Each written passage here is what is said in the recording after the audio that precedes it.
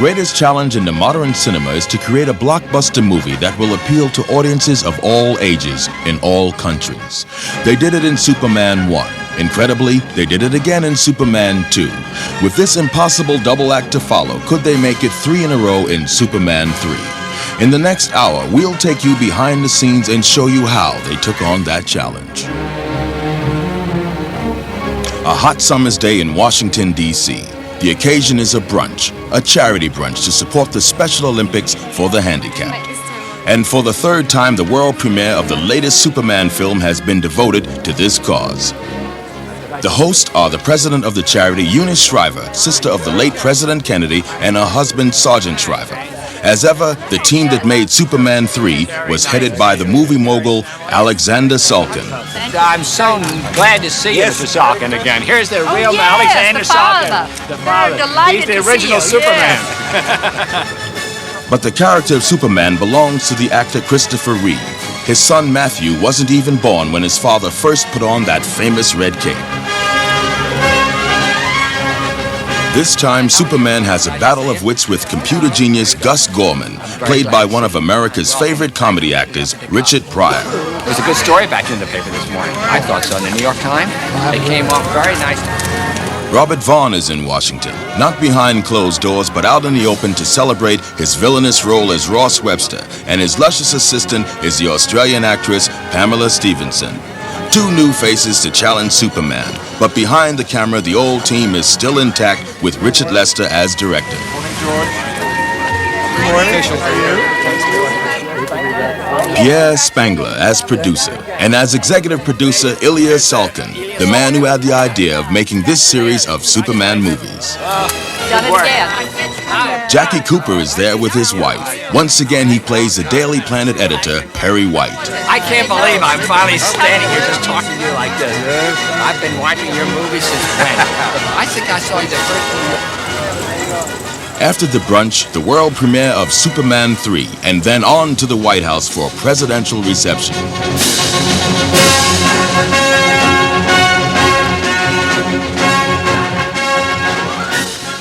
The setting is Battersea Power Station on the banks of London's River Thames. The disused coal tip inside is hardly the world's most glamorous location for a multi-million-dollar movie, but it provides a landing site with a difference for the flying hero.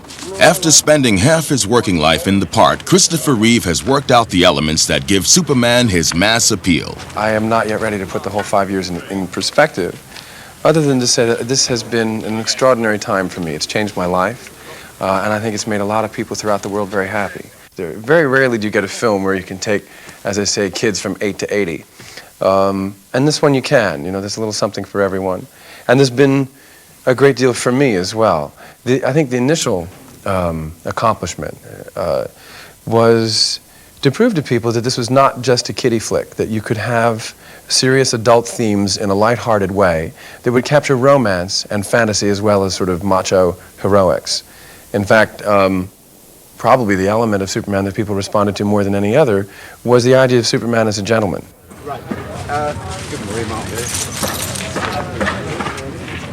Director Richard Lester doesn't mind getting his feet dirty in the grimy backdrop he has chosen for his leading actors. Yeah, that works. I'm okay. Trying it for one. They're still experimenting with various methods of takeoffs and landings to make the flying look as authentic as an eagle. One arm? Yeah, I think it might be. Okay, nice pick up. But in the quest for perfection, Lester agrees with his star Reeve that any action that isn't 100% right isn't right. That's useless. It's good for landing, but not for takeoff. It's that we'll have to overlap it and I'll have to do another takeoff. They're thinking it's going to be wires.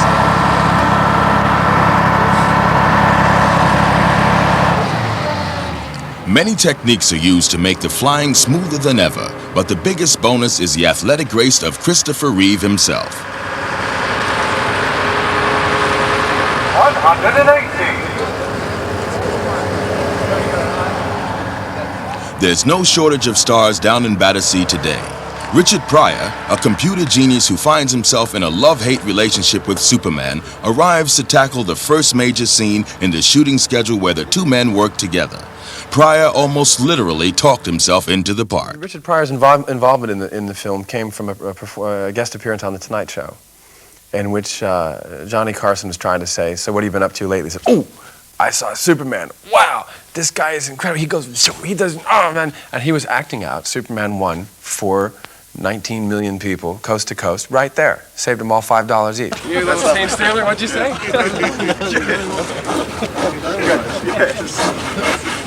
And director Richard Lester is only too aware of Pryor's individual style of performance. But I think he's developed a technique, and after all, he's made 30 films, of keeping fresh. He never says the same line the same way twice. He never walks in the same way and moves in the same way. He's the continuity girl's nightmare. But he keeps himself fresh by always doing something slightly different. But he has an amazing technique as a film actor. However strong the casting of a superstar, a film depends on the leading actors finding the right chemistry between them. In Superman 3, director Richard Lester did his best to ensure Christopher Reeve and Richard Pryor played off each other in a cheerfully balanced fashion. In the event, they actually had fun working together. 319, take one. Background action! Action. We're on the ground, Gus. You okay, Soup? I'm fine. Just a second, excuse me.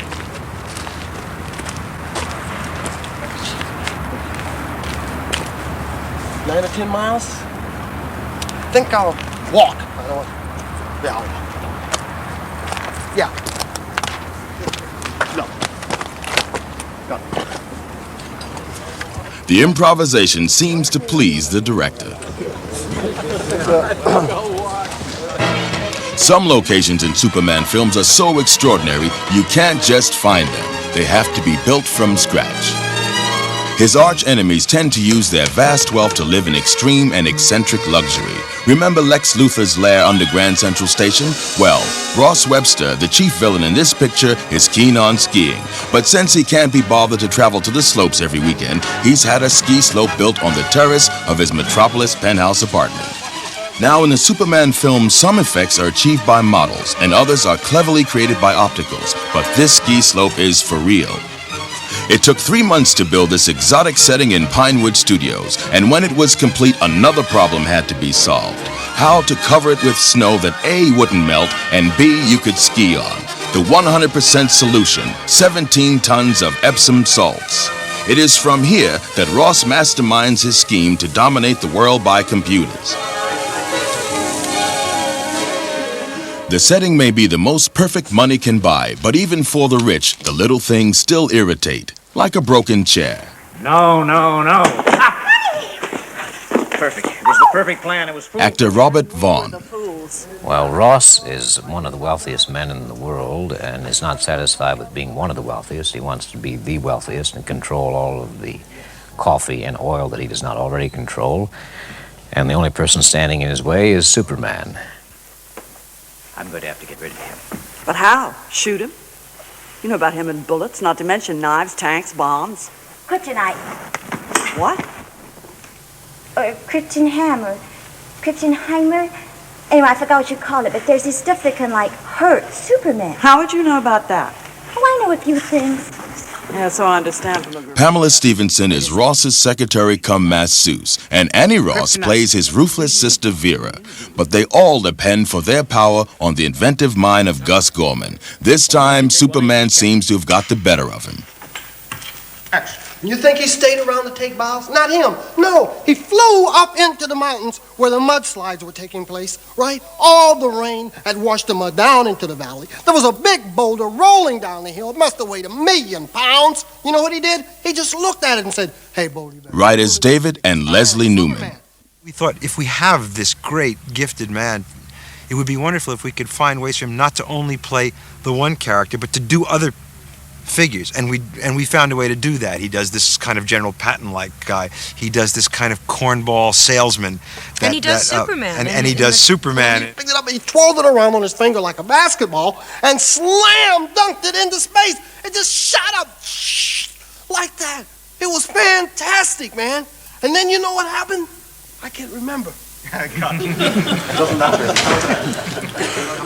The city of Calgary in the heart of Canada once again played host to a Superman film.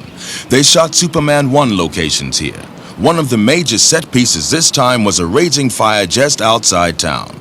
A dangerous task for Oscar-winning special effects man Colin Chilvers. We picked a petrochemical plant which is just about to come on stream, which cost about $400 million to build. And well, they've given us permission to go in there and make fires and explosions. So that'll be interesting to see, to work with their firemen as well. They're so strict as to what we can do, quite rightly so. But that's a challenge to make a good effect, but keep within their safety limits. Well, I think the idiocy of a film crew to go to a place where you're not allowed to bring a cigarette lighter because of the danger of flame and set the whole thing alight with explosions and butane cylinders. It just shows the foolishness in our business. I think you better do it. Neil? Yeah? Put it onto liquid.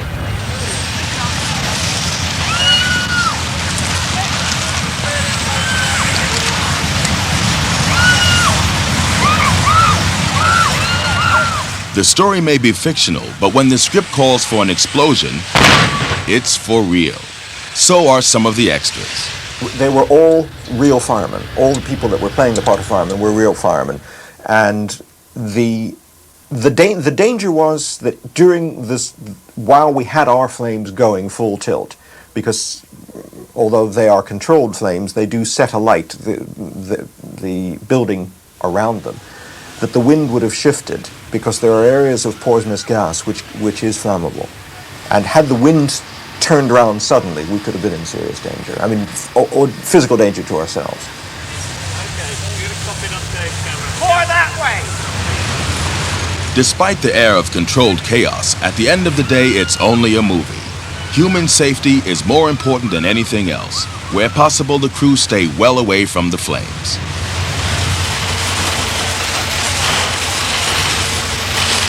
But the risks of shooting the fire from a distance are multiplied when they have to put a camera on the roof. Fortunately, Superman is on hand. But how will he get the people trapped up there safely onto the ground? As ever, a combination of the mastermind and physical strength saved the day. My God, they're trapped! What's he gonna do? Climb down one at a time?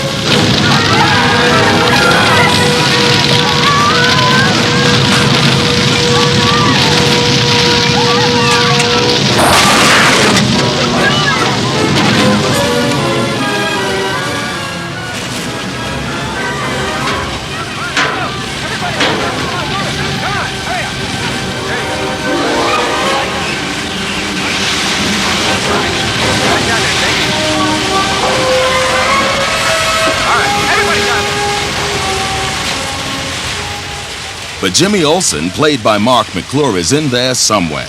Like a good photographer, he lives with his camera. And he goes for some pictures and he climbs a ladder and it breaks, you know, and he falls down and he kind of breaks his leg. It's a sad story. Send those letters. And Superman saves him.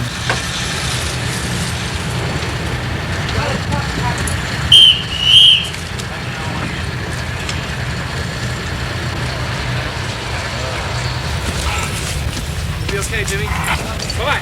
Jimmy is saved, but the fire is still raging totally out of control. How can even Superman put it out? Only the scriptwriters can solve that. They've written in a lake 5 miles away.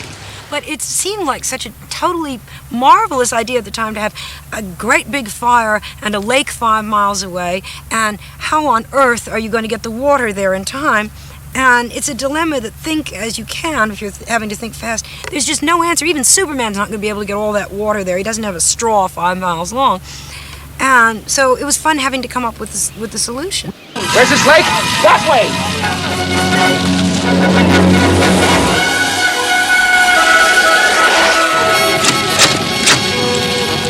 Tell him, Hope told me we had an adequate water supply. How can I... But how will he get the lake back to the fire? That's a problem for visual effects chief Roy Field. Well, the actual freezing is done in sort of with his super breath, obviously, and we and I shoot, you know, the breaths and things and put them into the scenes that the director shoots. The tougher shots were really the freezing of the actual lake, which I decided the only way to do it was to actually paint it. We painted a sort of effect of a frozen lake, which was over Chris's shoulder, if you remember. He was in the foreground on the right. And we literally sort of cleaned it off. Instead of creating it, we decreated it, if you like.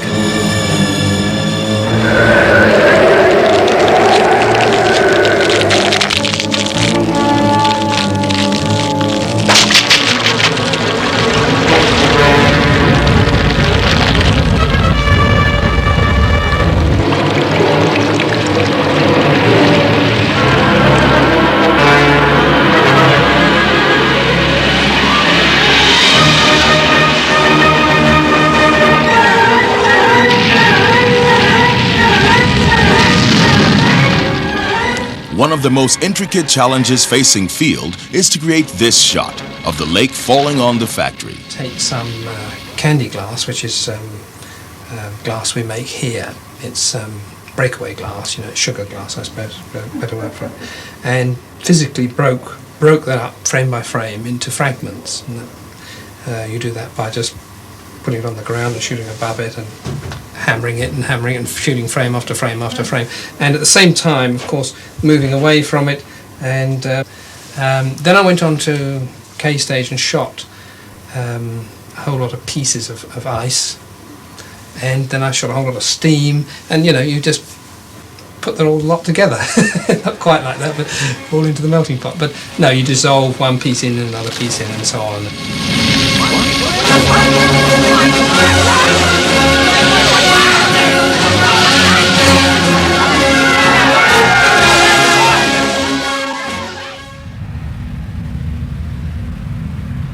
The limitless cornfields of Alberta provide a perfect setting for Clark Kent's romance with his old high school friend Lorna Lang, played by Annette O'Toole. So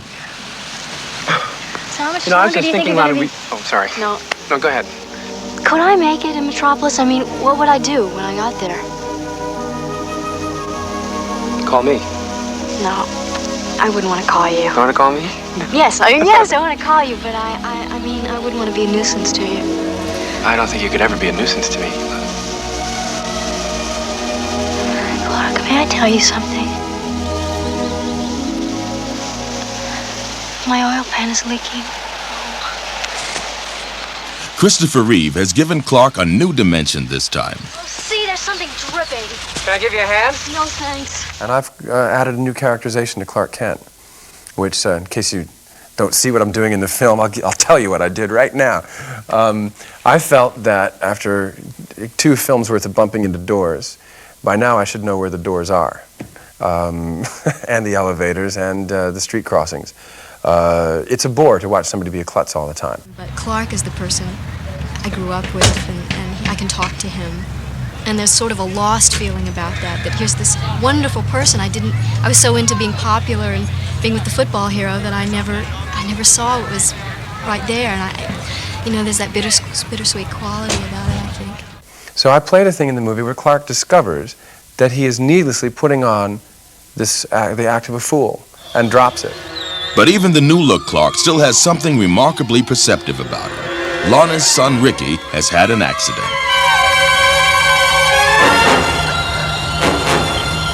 Lana, I think I'll just go see if Ricky's all right.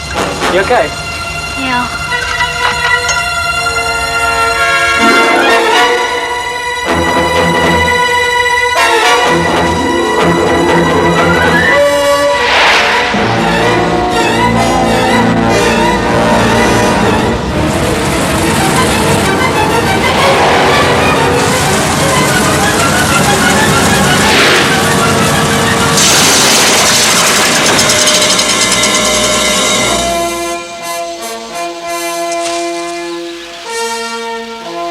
Gosh, is he all right?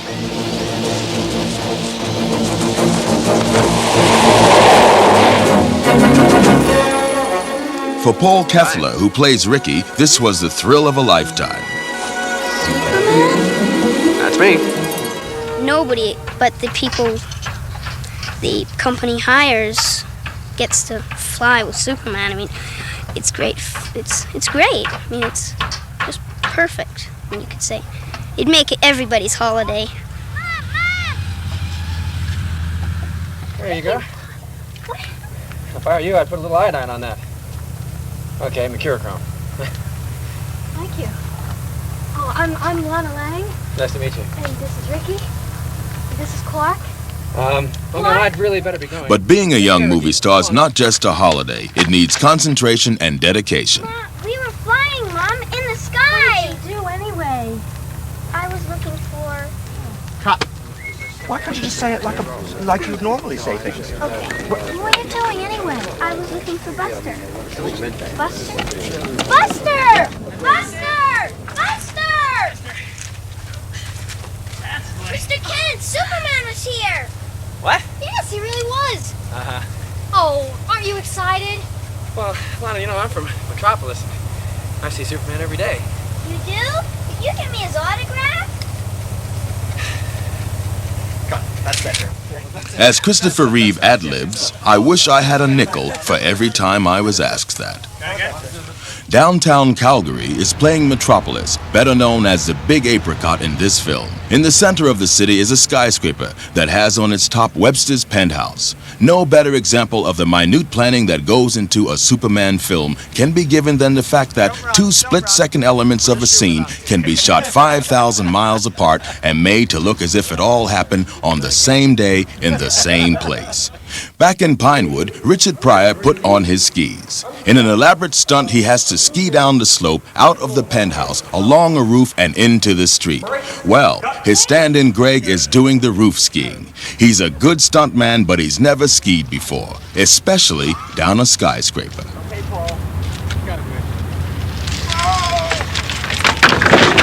Nothing broken. We'll get back to him to see how he finally manages it.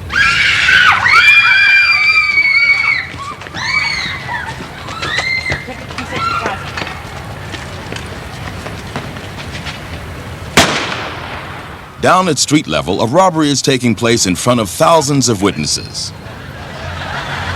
It makes good street theater for the onlookers. What they don't realize is that the robbery isn't part of the main plot of Superman 3.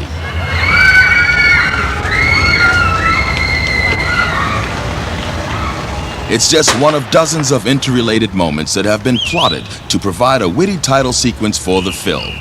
Few of the people actually working on the scenes know precisely how they will actually fit together. Only those who've seen the essential storyboards can keep track of the sequence of events.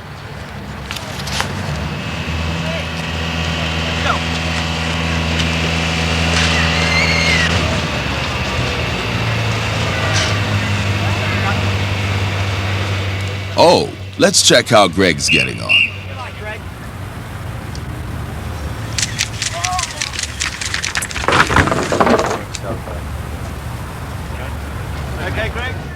Back at the title sequence, a policeman lets off a bullet and it hits a car tire.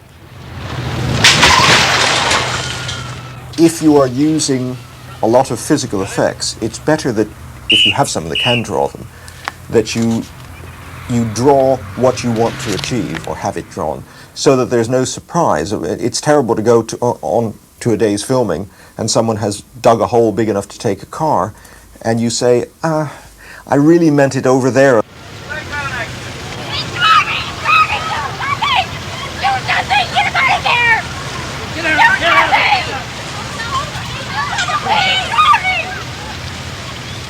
This looks like a job for, but unfortunately Clark Kent is otherwise engaged. Besides, due to a recent disaster also in the title sequence, he doesn't appear to have anywhere to change. Go!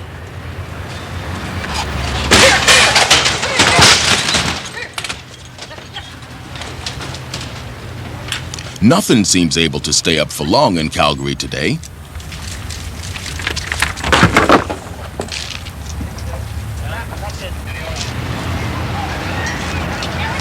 And it looks as if the man in the car is destined to drown. But fortunately, there's one possible place for a quick change. Aaron Smolinski takes up the story. Well, like, I'm going to be walking down the street, and he can't go into any of the phone booths, so he runs into one of those picture things that you have to press a button to take a picture of you. And he accidentally presses a button when he's getting changed, so he runs out with his Superman suit, and he bumps into me, and he just remembers his pictures are in there, so he runs back in, brings out the pictures, tears off the bottom, and gives it to me. Then he goes.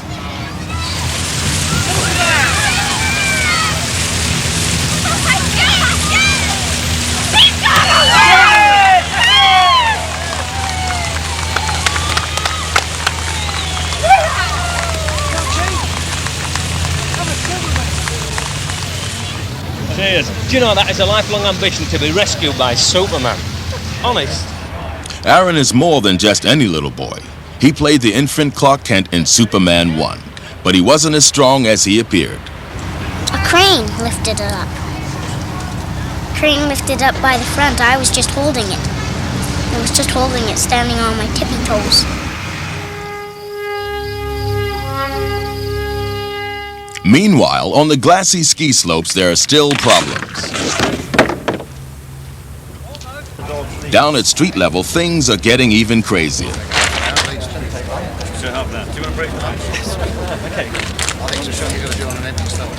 Right, okay. Surely, even the storyboards can't join these bizarre happenings together. 395, take 2, aim, big cameras. Action.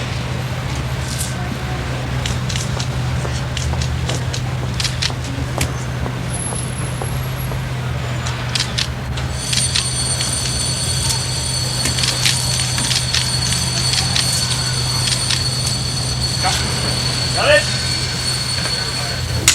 Here we go. And action. Go!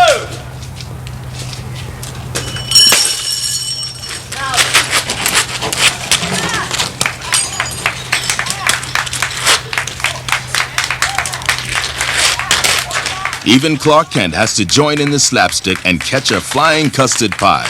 No easy act.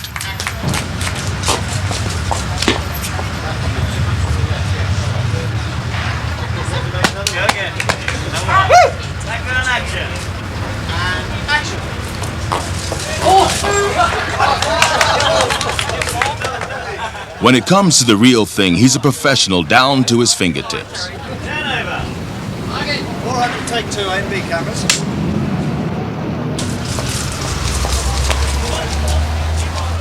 Bullseye. Now, can Greg get it right as well?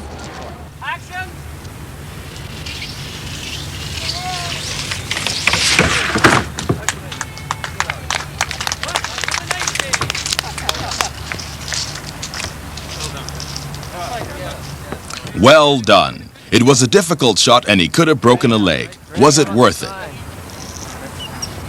Here's how it looks in the finished film. I can't ski!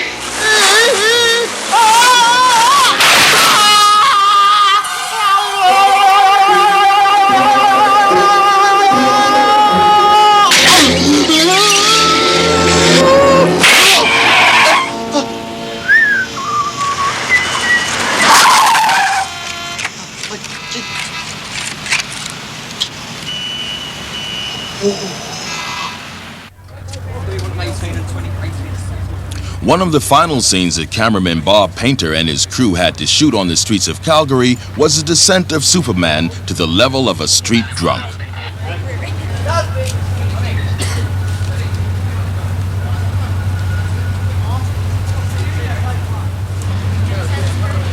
Veteran makeup artist Stuart Freeborn had a job with a difference. He had to make the man who stands for truth, justice, and the American way look evil. The rot set in when Richard Pryor made Superman a present of some nearly pure kryptonite. Not enough to kill him, but enough to turn him away from the paths of absolute goodness. You, Superman, with this token of our appreciation, it's the government's way of saying you did a fine job. I can't get through here, lady. There's something happening. Superman's drunk.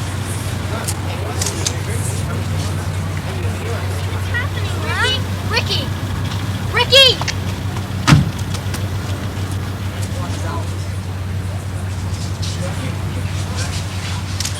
What are you looking at? Ah!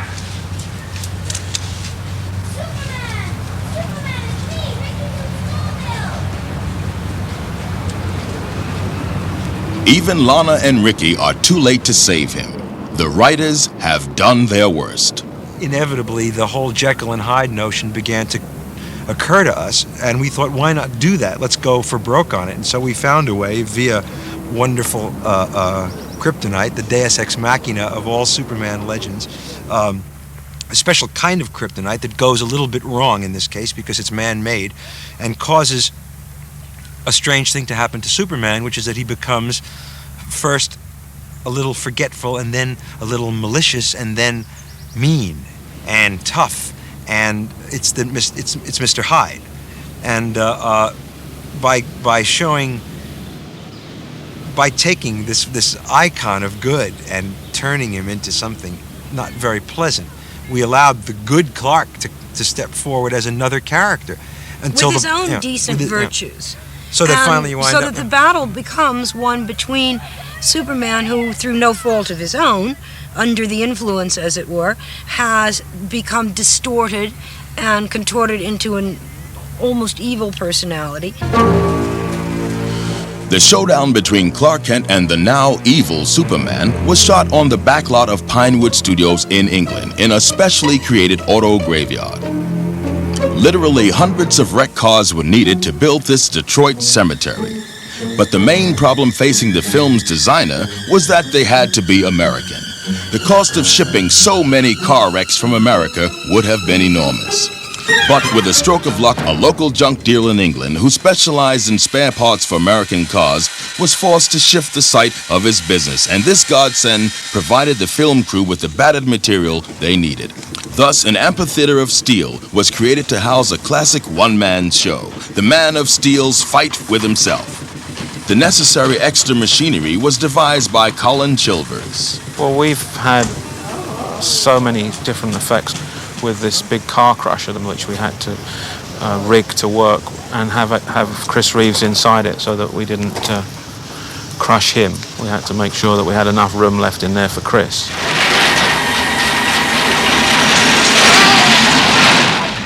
It was designed around the car crusher, and then we had to slightly redesign it for our own purposes. And my department fixed all the hydraulics to make it work. And we tested it to make sure that it was safe for Chris. And we have to do things which a regular car crusher wouldn't have to do, which is like close very quickly, because of the film time is, no one wants to sit and watch a car crusher close for 15 seconds, so we had to get it down to 5 seconds. For Christopher Reeve, it's possibly the most physical piece of acting he's had to do in the dual, now triple parts.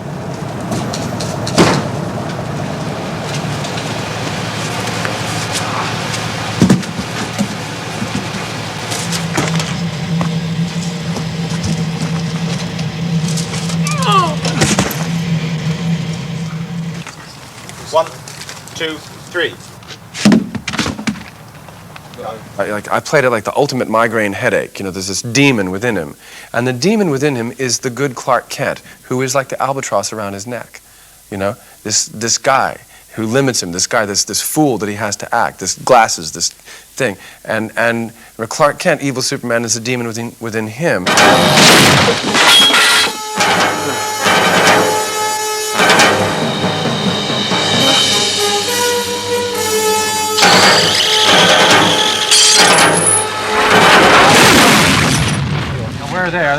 With 5 years' experience in the part, Reeve works in close collaboration with director Lester to get the action and the camera angles perfect. That's the shim that hurts. Have you tried one? Do we have a...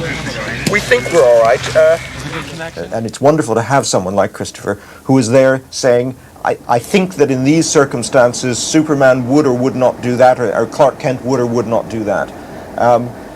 He certainly now has a great grounding in Superman's feats and his stunts and what he can do and how to achieve them. Or if we make it another action, it's easier to fake, which is A mutton chop, like a rabbit punch. Yeah. You want to try that? Yeah, sure. If you come down, A rabbit punch, and I'll just take it in the teeth. so come into there. Yeah.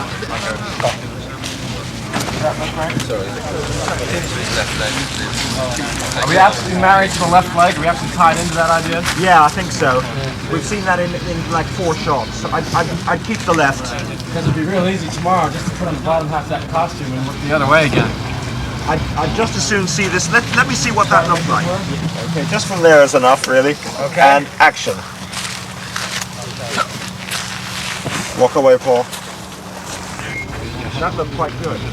Yeah, no, that looks good.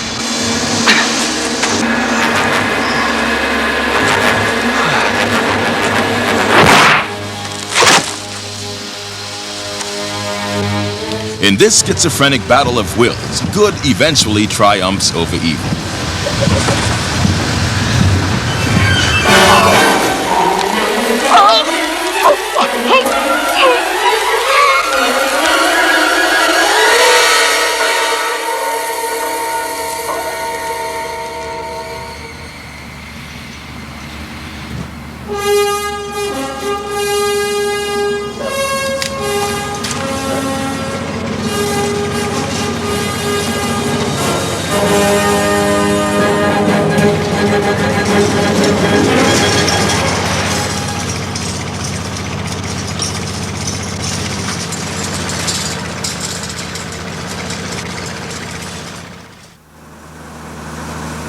Superman 3 moves to its climax in a cavern at the foot of the Grand Canyon.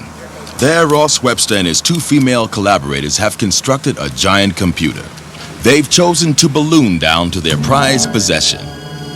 But although some of the shots were taken on the back lot at Pinewood, a second unit was dispatched to the shimmering heat of the Grand Canyon itself. The frame they were carrying is suspended from a helicopter, and this enables the 3 stunt doubles for the 3 stars to float from balloons perilously suspended over the canyon.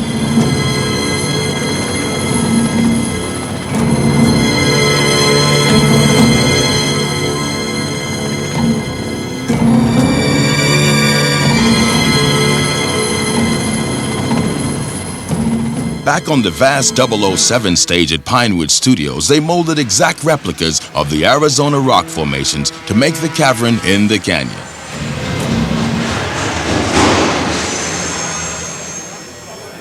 And there, in the midst of it, Ross Webster's giant computer, the biggest in the world.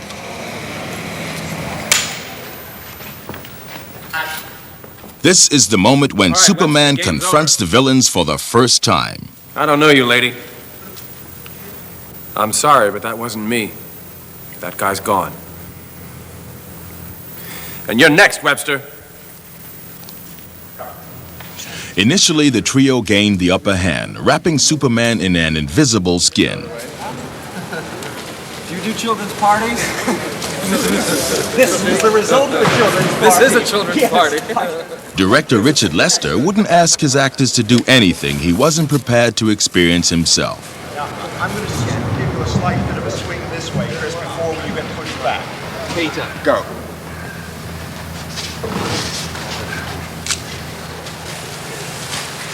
Look, Richard, look to him and smile as if... Down, Bob. Chris. Down, please. Cut. Down. Hit on it. Number 2.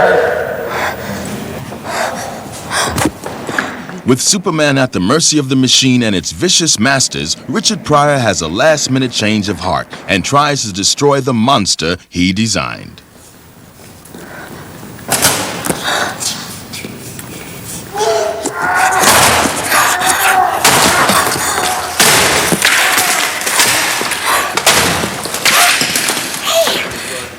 I think you've done it. But despite his helpfulness, Pryor is attacked by the machine and gets his first taste of flying. Backwards. Oh. Sorry, ladies and gentlemen. 1, 2, 3. No room for a stunt double here, and however big the star, it has to be done again and again until the director is satisfied. One straight, please.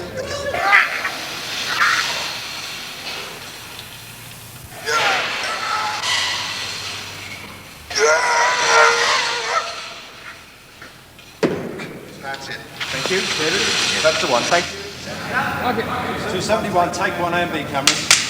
Lots of editing. Here we go. And action. Girls! As the computer begins to take over, things go out of control for the terrible trio. But even in the carefully plotted chaos, there's still room for the occasional bit of fun.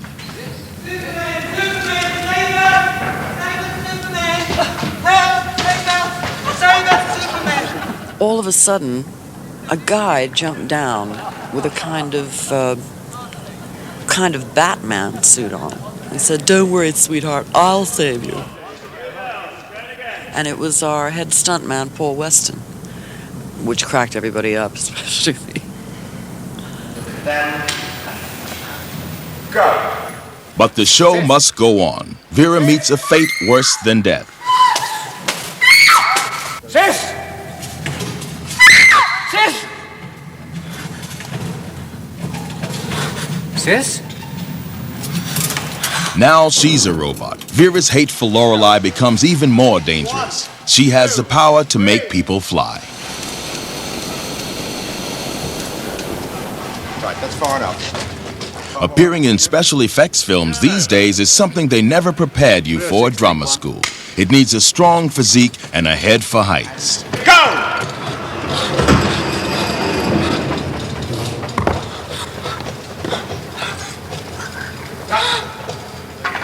Rostrum in, please.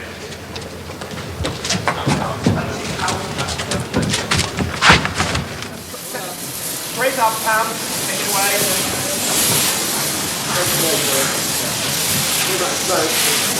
I didn't check Pam, sorry, I didn't hear you. Even Webster finds himself the victim of his own devilish designs. The actors have to imagine the powerful rays that will be added to the film months later. This surreal battle is a combination of these optical effects and some fearsome mechanical effects on the studio floor.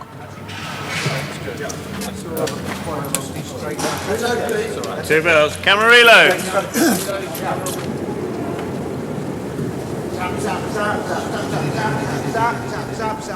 Again, Christopher Reeve's mind is on how it will look in the completed footage. Right, and I'm still pulling, and then those things cut out. Meanwhile, just pull, and it's and getting pulled back like that. Terrific. That looks very good. Okay. That's where you are, David. Action!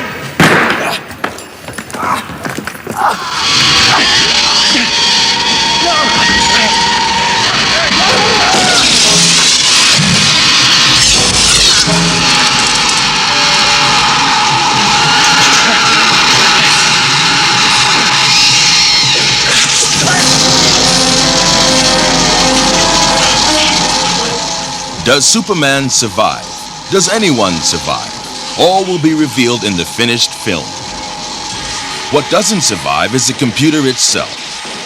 The whole $1 million construction is wired with hundreds of strategically placed charges to prepare for its ultimate destruction.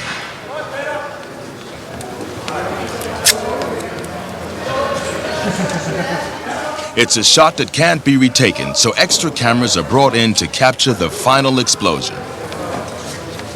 There's an air of military tension as the special effects team plot the explosion. No one is quite sure that it will come off as planned.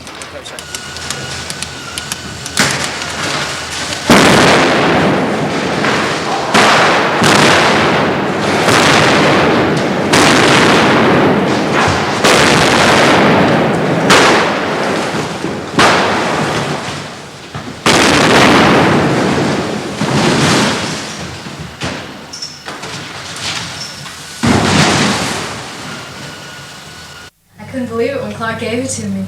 For Christopher Reeve, Superman 3 represented his biggest challenge to date. His style and his actions are now familiar to the audience. They know that he can change from Clark to Superman, and they know that Superman can fly and perform the impossible.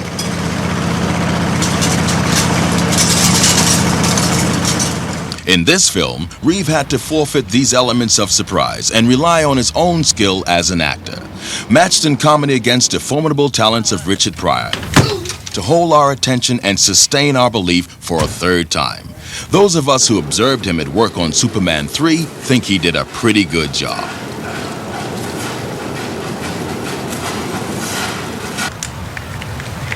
During his 5 years on the 3 films, Christopher Reeve has had his own chronometer.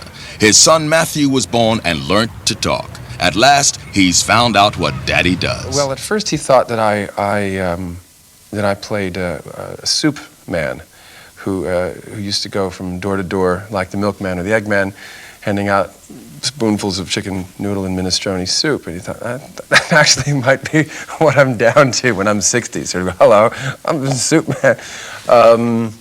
But he now knows quite well that I'm Superman. If you ask him what Superman does, he says, well, he flies all by himself.